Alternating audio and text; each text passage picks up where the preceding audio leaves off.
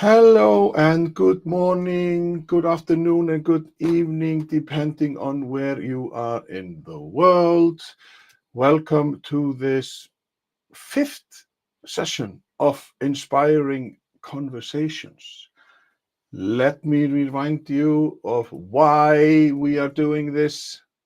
I don't know why I am talking about me in the third person, but sometimes conversations can just open your mind for new things. They can resonate with you, and they can inspire you to take action, to grow, to just do something in your mind, your brain, and just you can decide to do stuff that you have always wanted to.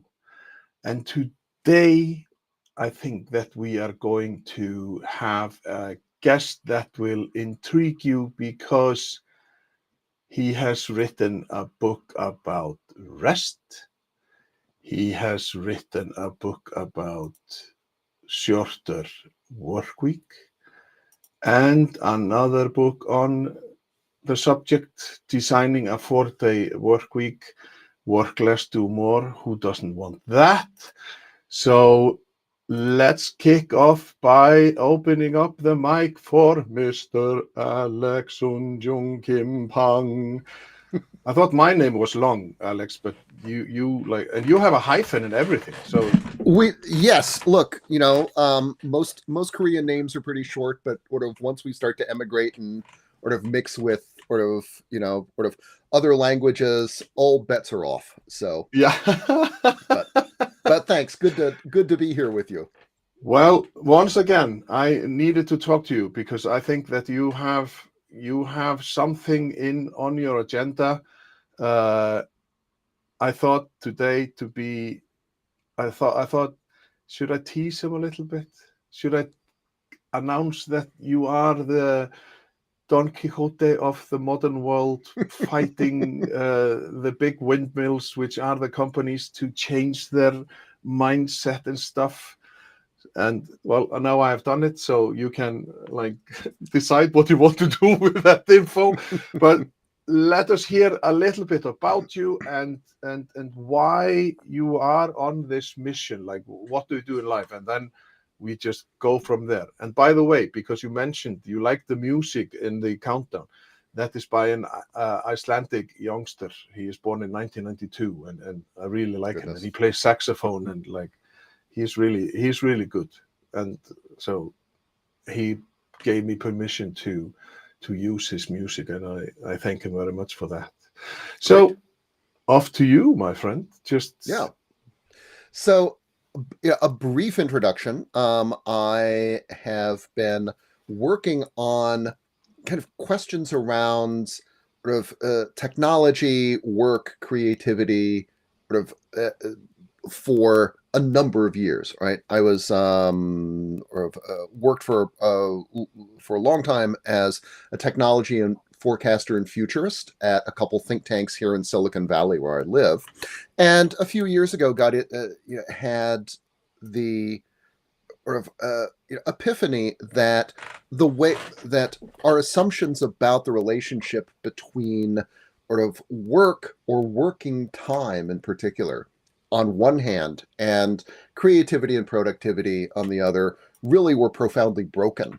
And this, and among other things, they over the lead the belief that sort of long hours are both are kind of more are inescapable, but also a kind of moral imperative that leads us to sort of a kind of career in which basically the only thing we are able to do as contributors or competitors in sort of the working world is to work more.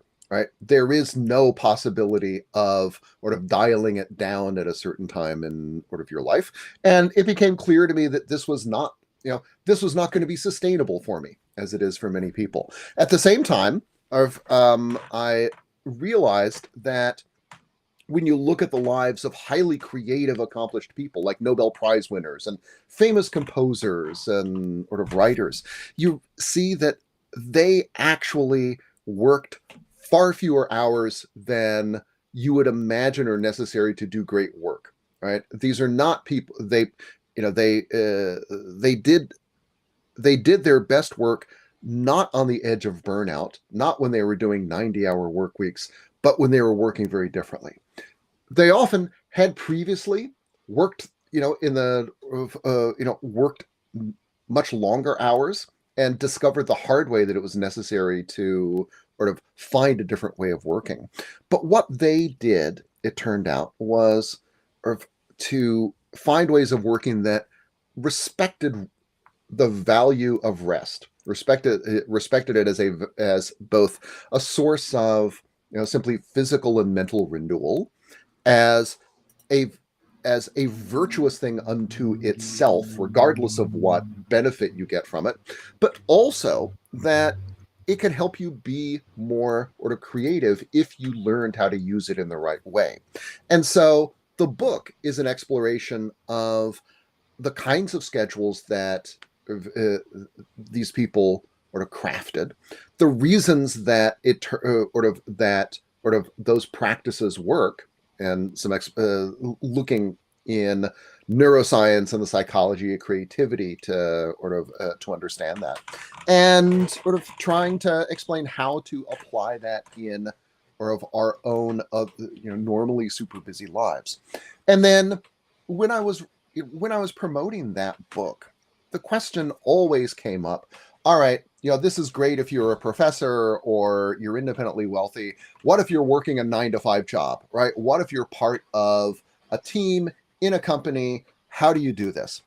And I never felt like I had a really, really satisfactory answer.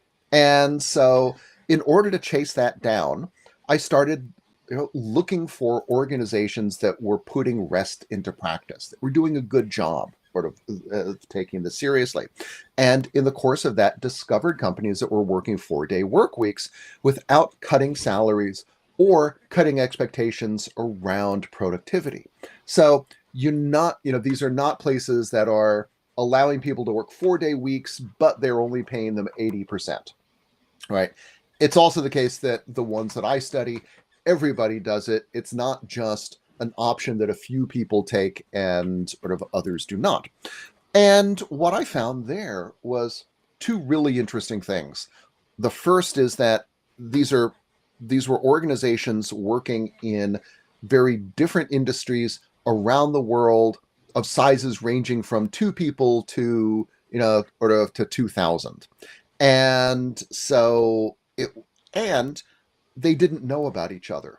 And so as a futurist, you're always interested in organization, in what we call weak signals, right? Things that are signs of movements that are going to become big in a few years. And this really felt to me like, this was weak signals of a really interesting movement. And then the second thing was that they, no matter what industry they were in, how big they all were responding to the same sets of problems and generally coming up with common solutions. So this was not for an attempt to critique late capitalism's ideas about time. They were solving problems around worker burnout or founder burnout, right? They had problems with retention and recruitment. They had issues around the workplace being, being sustainable. And so these were everyday existential issues. And so the final thing I think that connects these two projects is that, in a way, what they are, they provided me the answer to the question, all right, if you're in if you're working in a 9-to-5 job in an office, how do you put rest into practice? And the answer is you do it for everybody. You do it at scale. And that creating an organizational solution to the problems of overwork and burnout turn out to be far more sustainable than trying to do it just yourself, often in opposition to a system that wants you to work ever longer hours. And so, you know, and then so that's the backstory behind or behind why I do what I do. There are two things that I have to ask. One, when did your journey start? Because it's not, is it recent, like the companies that you were mentioning, like where Mhm. when they were started, like that must have been a futurist person that was leading those companies. And second, given your background, because when you hear about the work life in Asia and work is a virtue, we are like, I Mhm. grew up with the sentence, you have to work, you work, work, work. The more you work, the more better person you are. And we hear about stuff in Asia, Japan. I don't know if it's South Korea also, that after a work day, they have to go out with a leader for a drink, and then they go Right. home and they sleep for 4 or 5 hours, and then it's the same and same again. And before we chatted, you were mentioning that a town in Japan or a council in Japan was changing their system, and the reason is unexpected. Mhm. It's fascinating why they are doing it. So Right. can you get, like, when I'm thinking about your parents, Alex, like what did Yes. they say? Like, oh son, you are completely deranged. You're a futurist. Is that even a work? And then you're trying to get us to work less. Look, of your last question presumes that family members read your books, which is not something you should ever assume for any author. But however, no, uh, to take the to take your questions in order. All right. A few of the companies that I had sort of written about in my book Shorter, which incidentally you buried the lead sort of previously, has a brilliant Icelandic translation. So, for those of you who want to work on your Icelandic but have already read medieval sagas and so forth, this is this is something that you can you can draw on. Um, there were a few companies that have been, when I started the work on 4-day week companies around 2017. I identified about 100 of them who had done it by then. I'm sure there are many others that are, you know, and in even today, I am finding companies that have quietly been doing this for a few years that just haven't told anybody. And I look constantly order for these. And so new ones are popping up all the time. There have been experiments in creating these kinds of shorter work weeks since the 1990s. So in Finland, there's several companies in manufacturing who had been doing this in the 90s and 2000s. There were a few municipal experiments, again, in Finland, the United States, but most of them have been doing it since the 2010s or so. Um, and then, I think as for the sort of the point about sort of Asia and overwork, um, one of the things that I see is Korea and Japan emerging as two of the epicenters of the 4-day week movement, despite or maybe because of the fact that overwork there is so prevalent that, and that they recognize that it is, for all of the economic benefits that they've gotten from it, it is taking a huge social sort of toll. These are both countries that have invented their own words for working yourself to death.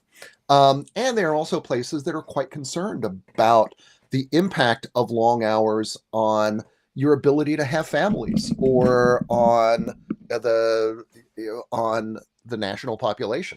And so in Tokyo, for example, the municipal government just announced that it was going to offer compressed work weeks as an option for people in the hope that this would be sort of a family friendly policy. In that case, yeah, this is not reducing working out sort of total working hours. You're sort of working 4 longer days so that you can have 3 days off, which is, however, it is a step, I think, in the right direction. One hopes. And then, finally, is from, I think, my immediate, my folks, of course, are sort of fans of anything that's sort of that I write, so long as it gets published, right? That's the Mhm. sort of. My father was a college professor, and so getting things published was like his own measure of success. So, especially to have a book translated was, didn't matter what the book was, sort of what Yes. it said. The fact that it was out, the fact that people were reading it, that was, that's what really mattered. Yeah. So he was happy, but I need to give a shout out to because the time in your neck of the woods is 7 p.m. No, 7 a.m. AM. Like it's very early, and then we have to say to Abdul Razak, who is with us from Bangladesh. So we are like this is Amazing. oh I love technology. So shout out to them, and then Nick Marks, a good friend from the UK, he says that's super interesting. He was like before I interrupted you with the question about when and what. He finds it super interesting about the collective solutions being more effective than individual ones. Right. But he asks, is that in shorter or rest? That's in shorter. Rest is really about sort of the science behind of blending work and rest in our daily lives over the course of seasons, over the course of our entire lives. That was kind of establishing the foundation for why we should take rest seriously and what kinds of schedules turn out sort of to offer the greatest mix of creative boost and rest and recovery. Shorter is about how organizations and collectives can put that into practice at scale for everybody, from the CEO or your star developers down to people working in the mailroom. And one of the reasons I think that the 4-day week works in organizations that or implement it for everybody is that very often in flexible work, as Hee Jung Chung, who's a professor at King's College London and is my source for all of this, so I'm just parroting what she says. Flexible work often comes with organizational pushback or professional stigma. When you're the only person on your team who's working 3 days or 4 days, there are questions about, well, are they really dedicated? Am I having to do extra work because she's leaving early? And so it makes the search for flexibility and work-life balance a zero-sum game, a competition between you and coworkers in an environment that generally is not sort of very favorable to sort of these kinds of solutions. When you move everybody, in contrast to a 4-day work week, everybody has to work together in order to make it a success, right? It goes from being a zero-sum game to being a win-win. I am only able to leave at the end of the day Thursday and enjoy a 3-day weekend if we all have gotten the work done. And that requires doing a whole bunch of things together rather than in competition. And the other important thing about this is that structural solutions are more enduring and sort of resilient than individual ones. I think, I think of it now that, this way, that it turns out collective, we often think that, or we're trained to believe by the world that the challenges we have with work-life balance, career sustainability, pressures, stresses, these are ours to solve by ourselves, right? And I don't want to discount the value of individual agency in dealing with these things, but it is very much the case that collective action is actually the most potent form of self-care, and the best way, to solve these problems that it turns out we all have is to solve them together. But Nick, that sort of you'll find that message and sort of and how organizations have done it in shorter rather than rest. But how is it? Because you mentioned it's better to do it collectively and working together, so you have some goal or aim. But it sounds to me like you are mentioning mistrust, like why is she going home before time, and why haven't I, and what's in Right. like and like with the new generation, it's definitely not ours. What's in it for me? Mm-hmm. So how can we? The mind is a complex tool, and with everything that comes with it, and there is something like, yes, Henry Ford or Mr. Ford, who decided that everybody should work 80 hours or 40 hours at the plant factory, la la la. Who says that that is the truth? How can we how do you challenge the thing? Because like we are discussing now after COVID, is remote work good? Is it, should we be at home? Should we be at work? Should we blend it? Blah, blah, blah. What is your Right. take on that? There Right. are many things. Yeah. Okay. First off, regarding, Ford, the 5-day week, the 40-hour week, we have, and resistance to them or being able to see past them. We have built there are an enormous number of ways in which systems have designed themselves or been designed around the assumption that the baseline work week is 5 days and 40 hours, and make it difficult to sort of envision alternatives. So, one of the first questions that we get often is, all right, what if we work in a 5-day week business? And indeed, this is the question that Rob Bossi has, right? And the answer to that is, that, okay, when you genuinely need a storefront open 5 days a week, what most companies will do is have A and B teams, right? One group working Monday through Thursday, the other Tuesday through Friday, or there's some other kind of arrangement whereby, let's say, if you have one day that is always, that is predictably your slowest day, maybe a Monday, maybe a Friday, you have sort of a skeleton crew working those days, and you'll rotate your staff through so that sort of you've got support when you need it. So you're looking at your overall kind of weekly load of sort of traffic or commerce, and adjusting your sort of adjusting your staff to make that work. So, but we have, so the question of how clients will react, how customers sort of can access us, for how we do this when our competition is working 5 days. Doesn't this just mean that we are going to be unilaterally surrendering? And the salespeople who can reach our potential new customers on a Friday while we are off, they're going to get our business instead.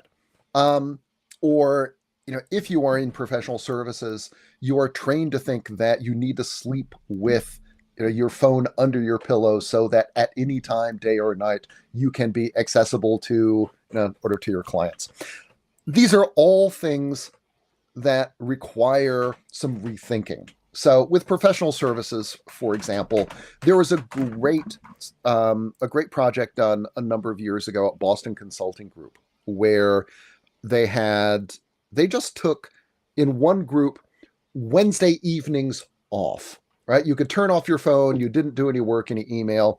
some of the senior partners worried the earth is going to crash into the sun. Everybody's going to go, all our clients are going to go to Accenture and McKinsey. How can this possibly ever work? How can you allow this? Exactly. So, but they tried it. And then after 6 months, checked in with clients, and they hadn't told them about this, that they were doing this thing on Wednesdays. None of the clients had even noticed, right? They not only was there a perception that the quality of the work was as good or better than it had been when people were on 24/7, but they didn't even know that, they didn't notice that that emails weren't coming in on Wednesday night.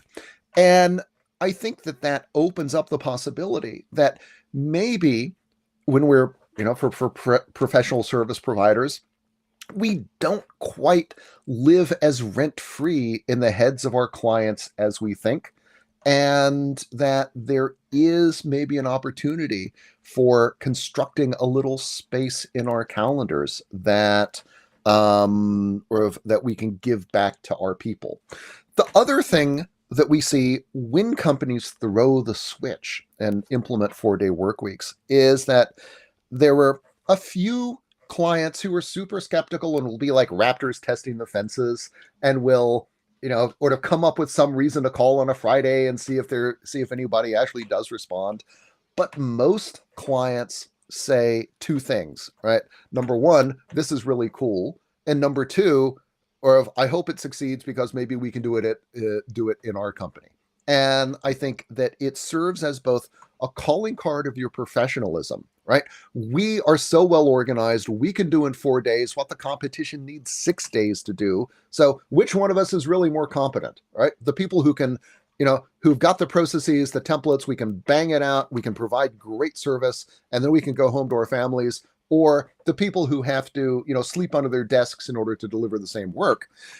But also in today's always on 24/7 world, having a day where you're not going to be interrupted, where you don't have to deal with check-ins or things from or of one of your vendors, that's actually kind of a nice thing. And so more people prefer, more people respond to that positively than you might initially believe.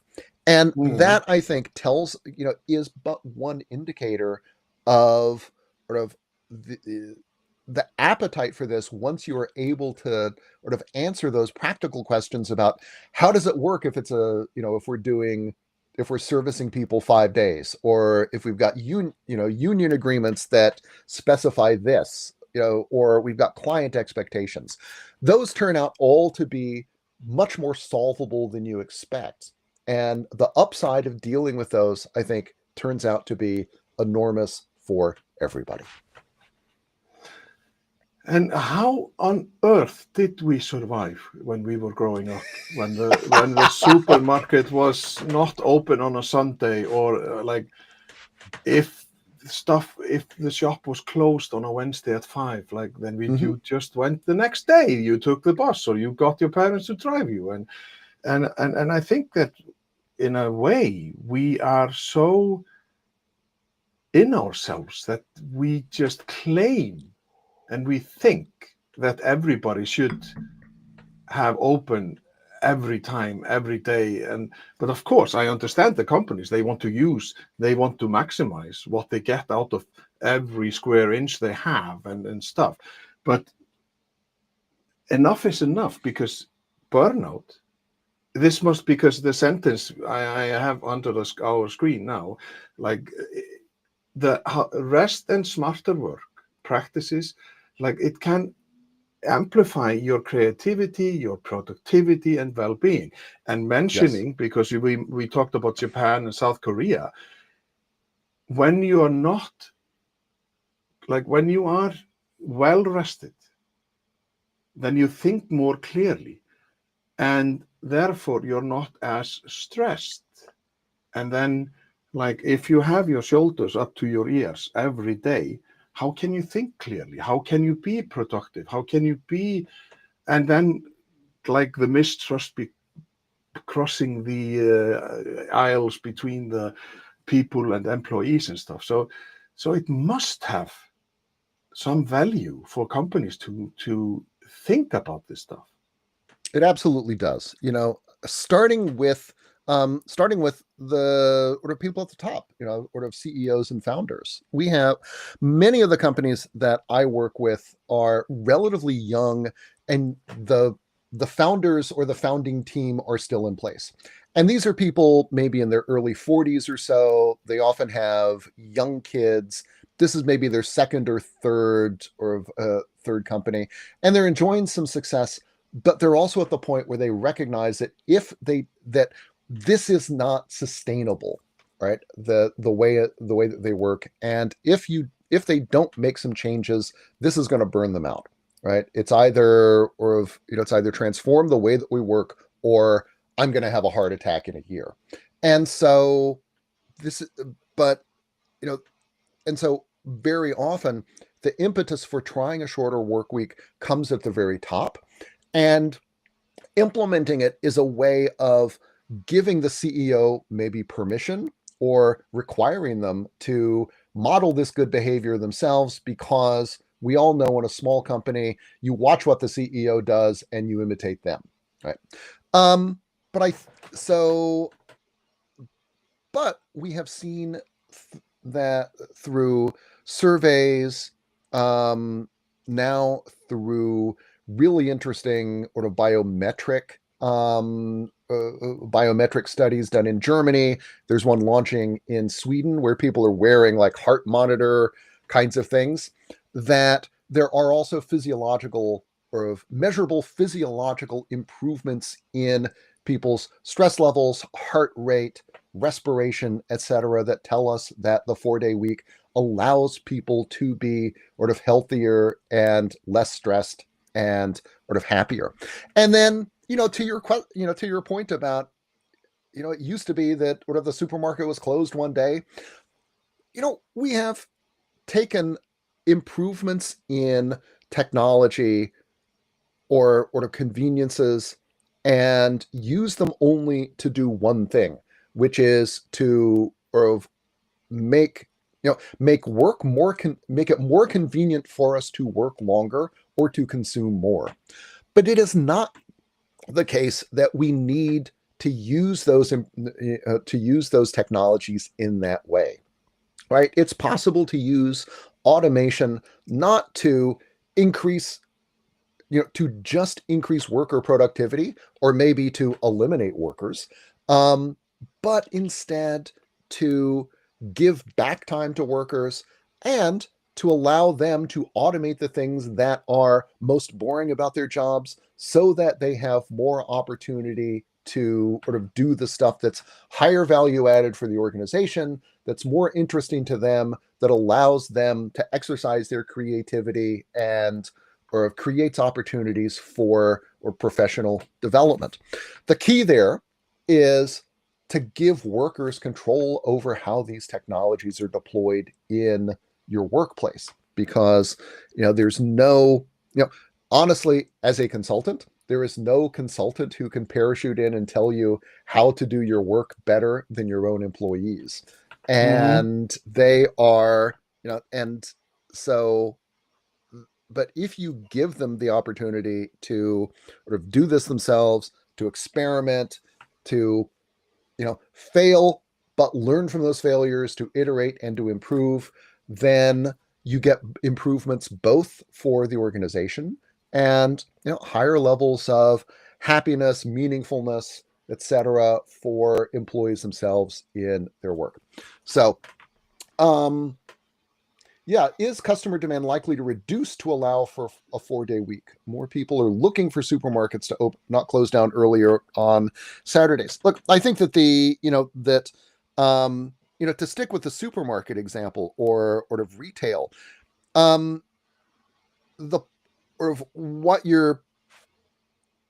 if you were running a retail organization that moves to sort of a 4-day week with the aim partly of serving customers better, part of what you would do is probably look at ways to automate some portions of your service, or at least some of the back-end things, so that you can do that both more effectively and do it 24/7, and therefore relieve your humans of the necessity of dealing with certain kinds of fulfillment forms, order taking, customer service, or etc. Now, now more broadly, though, I think there's a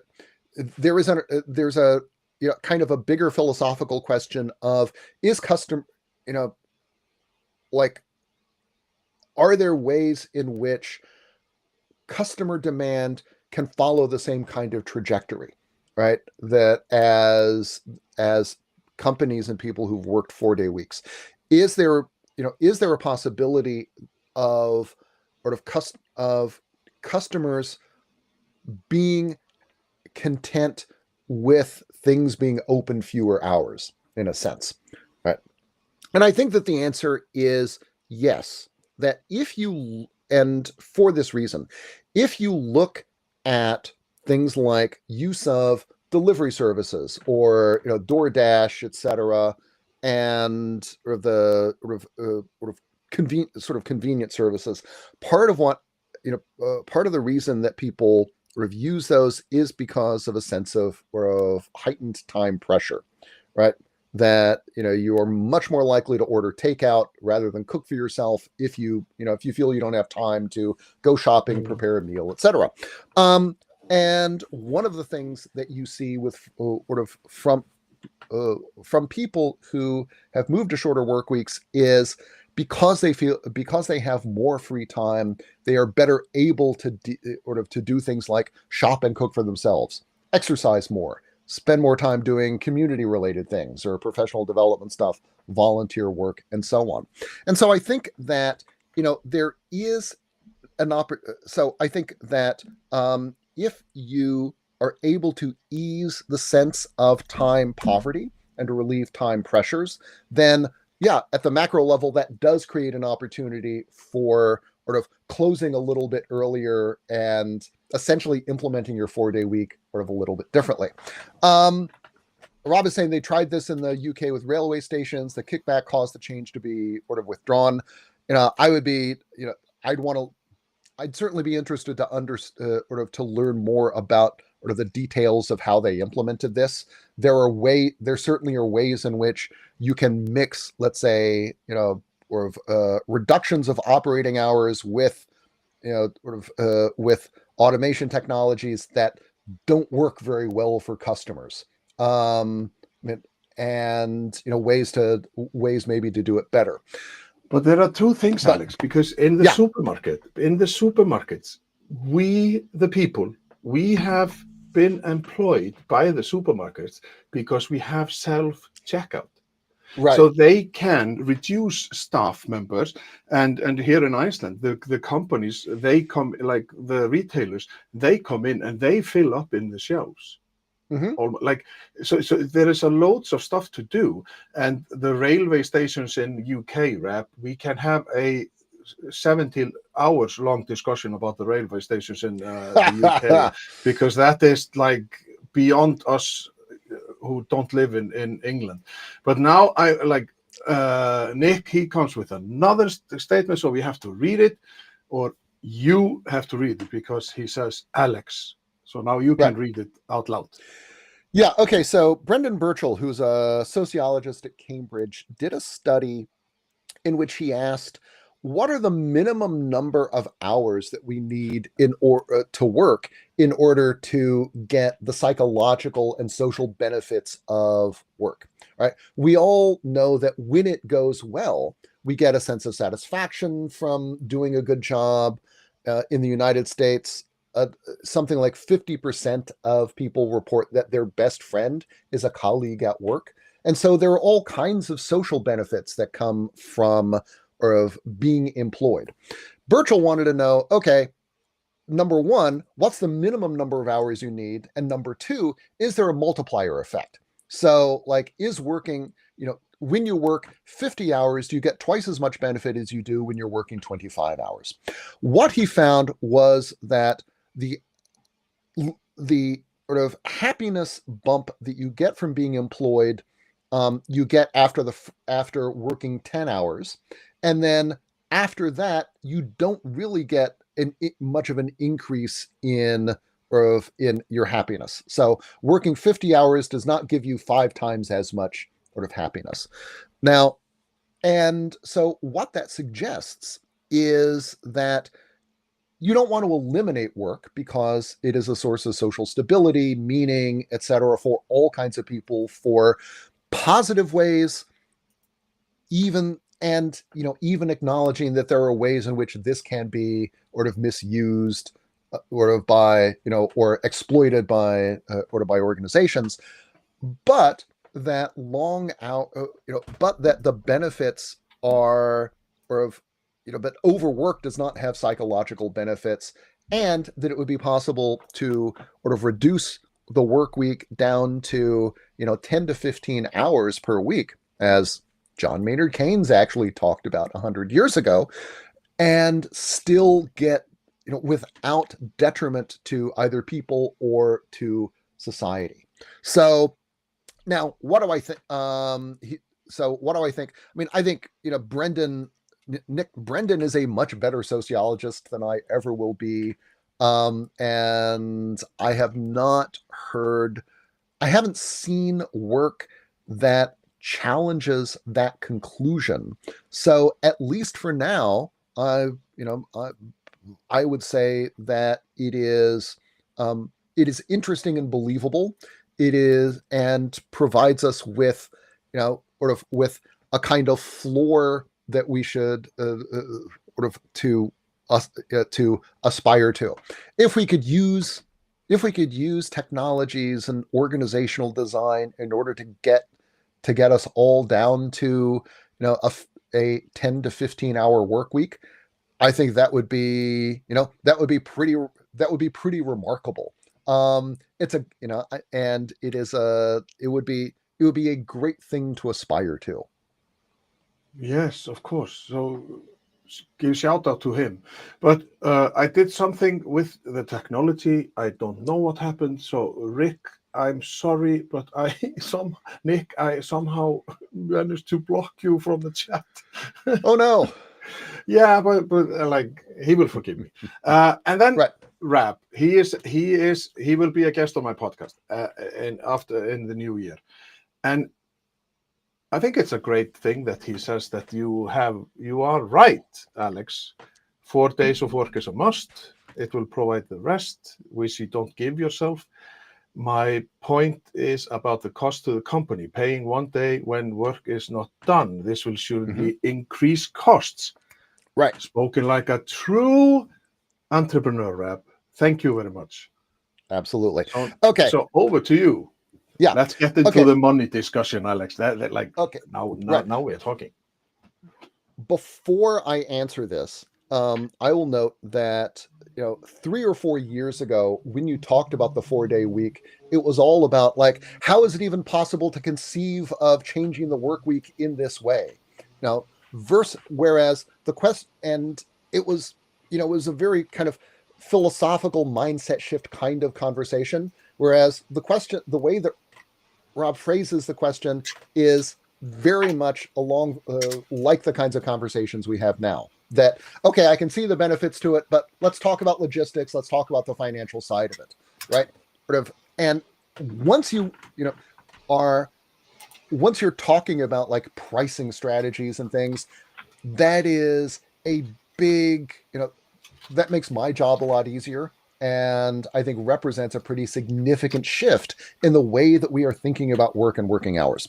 Okay, so one of the reasons that at 4-Day Week Global, we've talked about, as Andrew Barnes sort of put it and trademarked, this concept of the 100-80-100 rule, which is paying people 100% of their salary for 80% of their time in exchange for 100% of the same output, is to answer exactly the question, the objection that you raise. And there were a couple.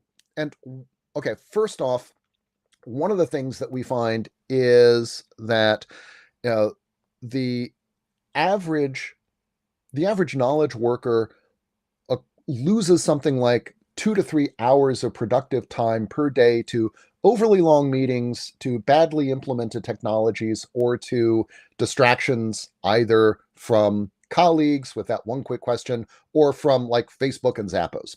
So, in a sense, the 4-day week is already here. It's just buried underneath sort of, meetings that are going too long and other impediments.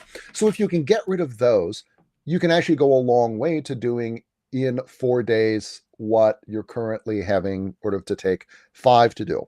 So redesigning meetings, using technology more thoughtfully and mindfully, automating some of the less important more routine tasks. These are things that you can do immediately in order to begin to create time. Now, what about places like, let's say, nursing homes or hospitals where you need people, you need people 24/7. You need the law says you need X number of people working in your ER, Y number of nurses per patient. What do you do in those cases? Well, what we are seeing is that in places like retirement homes in the United States, they have huge challenges with recruiting and retaining good staff. And they have to spend, not only do they have to spend a whole bunch of money trying to attract people, but also when someone quits, you have to hire a temporary agency worker for something like 5 times the cost of a full-time person. And so if you're able to reduce working hours and you've got to, in that environment, you do have to hire more people, but the savings that you get from no longer having to go to temp agencies almost completely pays for or subsidizes your larger workforce. In professional services, part of what we're seeing is that in, let's say, law firms or consultancies where people have, long relationships with important clients, that, the cost of replacing like senior professionals can get into 6 figures just in terms of what you're spending for executive search firms, etc. Plus the loss of all that tacit knowledge and experience can be pretty substantial. So between the ordinary, between the kind of low-hanging fruit of redesigning meetings and technology and redesigning the workday, combined with potential kind of second-order savings in recruitment costs, retention, lower turnover, etc., it turns out that these are a lot more, that this is much more viable than it appears at first, even in places where you need people on call, on the floor, 24/7. But it must also be like the sick days, they go down, like everything. Yes. It smells, it reeks of benefits that you haven't got a clue about. So Rob Bessie, he says like people on average work less than 4 days, but in the education sector work the least in the office. No, in the education sector work the least in the office and have amazing long holidays. Well, don't get teachers implemented in this. They do their job. But even they are complaining that that is too much. So is this about how to implement the change? Mm-hmm. I think that I can only really speak to the education system in the U.S. and the sources of dissatisfaction or overwork are partly around the additional demands that teachers face, not just stuff in the classroom, but also the amount of time that they have to spend taking home papers, sort of grading, doing lesson plans, etc., but also the sense that that the teachers now are under greater scrutiny, especially in the post-COVID world. You have more interventionists or parents, and so they're feeling kind of hit from all sides. I think that with schools, the challenge, there are schools that have implemented 4-day work weeks.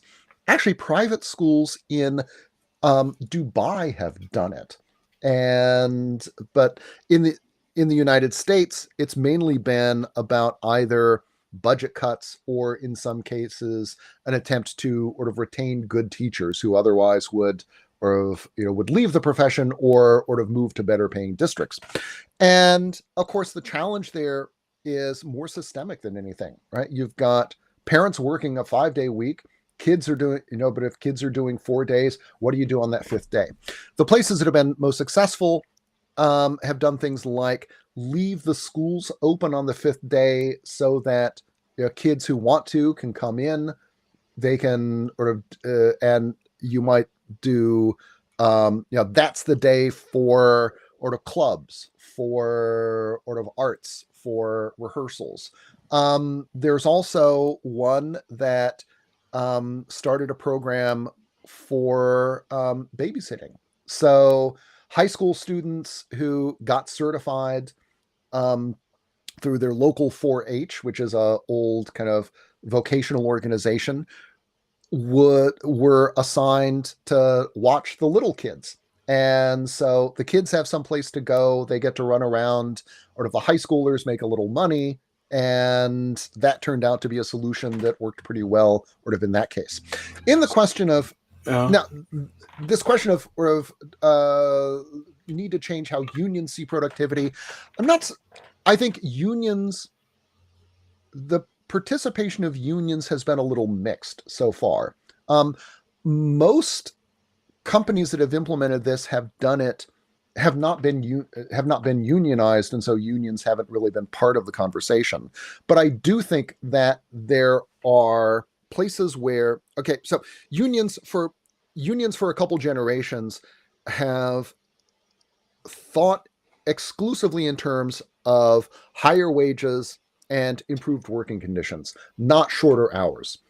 There was, and in the United States, you can see a period in the 1950s where union leadership consciously made the choice to go after more money for their workers rather than shortening the work week. And they've been doing that now. That's been like muscle memory for almost 60, 70 years. And so moving away from that, I think, is going to require some time. There are people who are part of unions who get the value of a shorter work week, but but the challenge is convincing everybody else. But I think that, but as for the productivity question, productivity is, when you dive into it in a lot of places, a really squishy term. Lots of organizations talk about being productive, but productivity is just like good stuff, as opposed to output of consulting dollars per hour. They don't really necessarily measure it that way. And getting a sense of confidence around your measures, even if they're or accepting that in our business, productivity is just a really hard thing to quantify, and so we're going to use these couple other proxies and that's going to be fine, is something that most 4-day week organizations have to kind of work through. So whether they have union representation or whether they're just doing it on their own.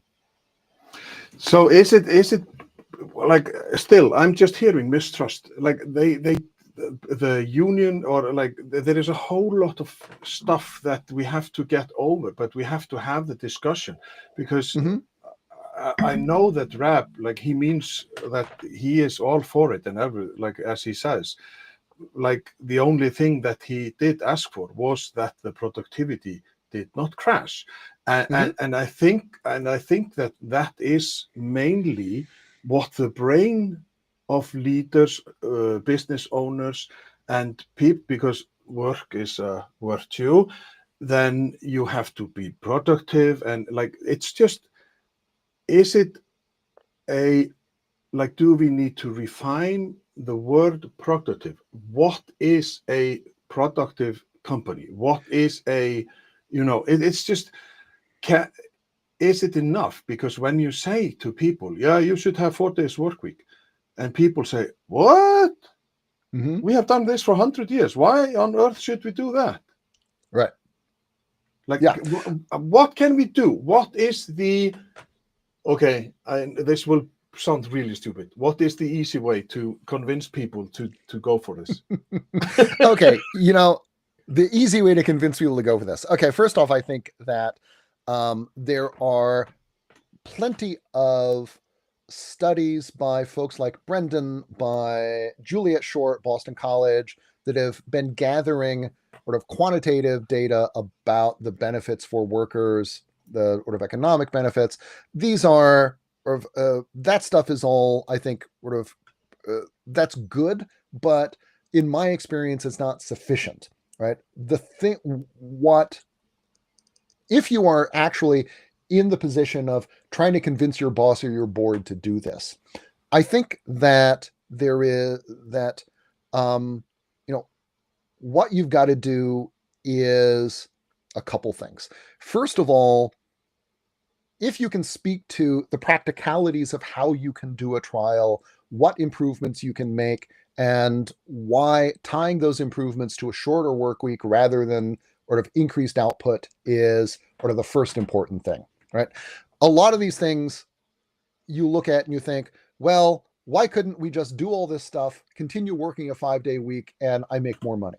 Well, it's because there's a whole, all of these changes together represent some pretty substantial of changes in how people work. And if you make it part of a social contract that you implement these changes and you, the worker, get something back in return, rather than just maybe a marginal increase, something substantive that is more sort of meaningful to you than sort of a marginal increase in your sort of in your pay, then you can get people on sort of on board with it.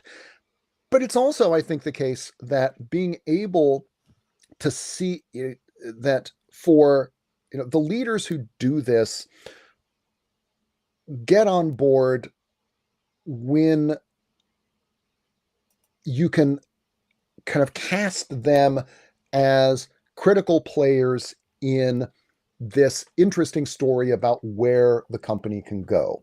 That, I think of it a little bit like these One Last Job movies where, the ex-con has to come back and steal 50 cars because his brother owes a bunch of money to the mafia or something like this. And, one of the things you always do is this, these you always assemble your team of your driver, your locksmith, etc. And what I think what I see with these companies is that if you can put a plan together that casts the CEO or the board in the role of that master criminal who has to pull everybody together in order to do this impossible thing, then that creates a sense that it's important for them to participate, that this can be a legacy. Yeah, exactly, right? Sort of gone in 60 seconds. Exactly what I was thinking of. But you make this sort of part of their legacy, as well as it being something that will have immediate benefits and long-term benefits for your workforce, your organization, and for you. Now, I think that I think, Rob is exactly right that sort of productive for some leaders means produce the same for less cost. Yeah. And I think that when you've got leaders of that sort I think that trying to widen the frame a little bit and saying that, that not only is there virtually no upfront cost to implementing a 4-day week, but there are second order savings in terms of, or of sick days, lower spending on recruitment and retention, less, you've got less variability maybe in your billing because you don't have people quitting suddenly in the middle of projects because or they're burning out.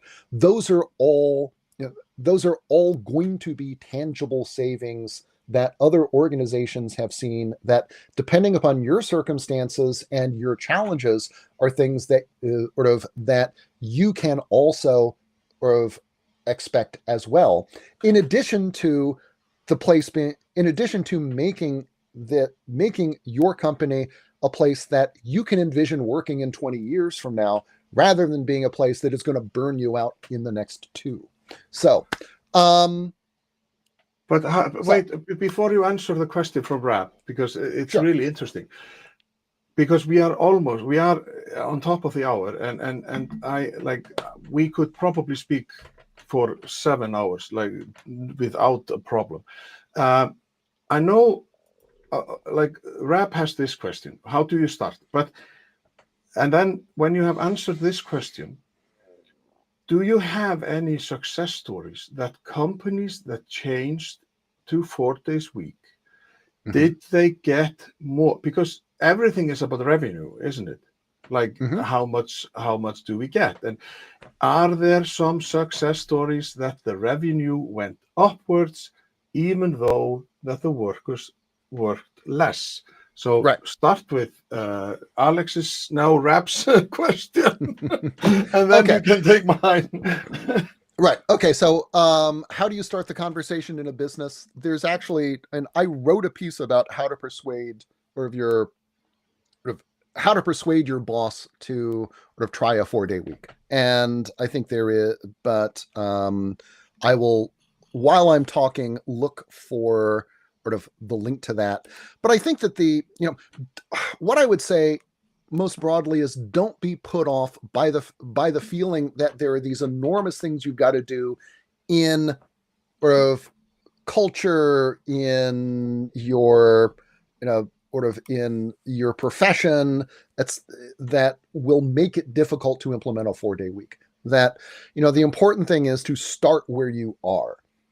What I find is that places that worry too much about how can we change the culture so that we can make a 4-day week possible, they never start a 4-day week. What you do is you start where you are, and culture change follows the practice. Likewise, I think the evidence is that you can bring clients along, you can bring your customers along, you can design systems or workflows and schedules that accommodate the needs of people who have to work on or need your services 5 days a week. All right, I'm gonna just grab the link, and can I put this in the chat? I'm not sure I have access to it. Okay, you know what, Hedden, I am giving it to you, and maybe you can put it into the collective. I will just put it in. Okay. So, but my answer to Rap is be Nick Cage, Rap. Be Nick Cage. Exactly. I'm killing it. Great life advice generally. Be more Nick Cage. Yeah. So then the question is the success stories. Yes, there are innumerable ones at this point. My favorite is a company called Woo-Wah Brothers in Korea. They're an e-commerce company. They're sort of like DoorDash or Deliveroo. And they began implementing a 4-day week in 2015 because they were having trouble competing with Samsung and LG for really good talent. And they did a staggered thing where they reduced working hours over the course of the next 3 years. And as they were doing that, their revenues went up tenfold, from I think 290 million won to close to 3 billion. And in 2020, they were sold to a Singaporean company for $4 billion. And so which tells us that there is, you can have ambitious growth goals, you can have huge revenue targets, and you can still work a shorter work week, and you can make the shorter week part of your strategy for achieving those first two things. They will, I admit, a bit of an outlier. Most places don't see tenfold revenue increases as a result, during a 4-day week, but no place that sticks with it finds that revenues or total costs of move in a negative direction. And everybody I've talked to working in smaller companies say that macroeconomic factors or things like Brexit are much more important or of drivers of whether revenues are good or bad in any particular year than the 4-day week. Basically, they feel like they follow the market rather than have to do things in order to make up for the fact that they're working 4 days. Hallelujah, brother. we should go. We need to think differently. People are so tired. Yes. But, I think I will reiterate, act differently, and the change in thinking, the change in mindset will follow. And the best way, as you suggested, to act differently is to be more Nick Cage. If there's one thing people take away from that, be more Nick Cage. And now the people who don't understand the comments, they have to watch the session, so they will get it. But Alex, it's just I am so lucky to have gotten your book in Icelandic, Stittri, which is shorter, and this is now our second chat recorded. So, or like the first one was recorded. This is live, and you amaze me. You inspire me, and I meant that you are Don Quixote in a good way, because we need people like you. We need to think differently, because what was supposed to be easier for us, as we talk about technology and stuff, has made it somewhat harder. So I just thank you for the bottom of my heart. I know that you had to wake up at the early hours, because we are on a different level. So, but thank you. And people can reach out to you on LinkedIn if they have some questions and stuff. Yes, absolutely. Because you are, and you visit frequently. You visit Europe frequently. Do you have any programs, or are you lecturing or a keynote speaker somewhere and stuff? Not immediately. I am. My son is in graduate school at Trinity College Dublin, so I'm going over there in February. And if some opportunity comes up to extend that trip a little bit and do a keynote or a little consulting, I'm certainly on the lookout for that. Well, Mr. Alex Soojung-Kim Pang, you have still not said my name, so Héðinn Sveinbjörnsson. Okay. You have, yes. So maybe you okay. Let's hear it. Rehearse that. Héðinn Sveinbjörnsson. Okay. Héðinn Sveinbjörnsson. Héðinn, I can almost get. All right. Let's do the second one. Let's do the last name. Sveinbjörnsson. Sveinbjörnsson. Yeah. Sveinbjörnsson. Okay. Yes, thank you. I will. Yes. Maybe by my third appearance, I'll be able to do that without embarrassing myself. And yeah. Well, it's been brilliant. So I would just remind people that the next Inspiring Conversation is already next week, Thursday the 19th, and there we have Rachel Druckenmiller. She unmuted herself. She had an accident, and as bad as it was, she realized that she was not living her life to the fullest. And now, for example, she is recording songs and putting them out there on Spotify. It's just do what you are supposed to do and try stuff. Alex, this has been an awesome chat. And thank you, and keep up the good work. Thanks a lot for having me, Hedden, and sort of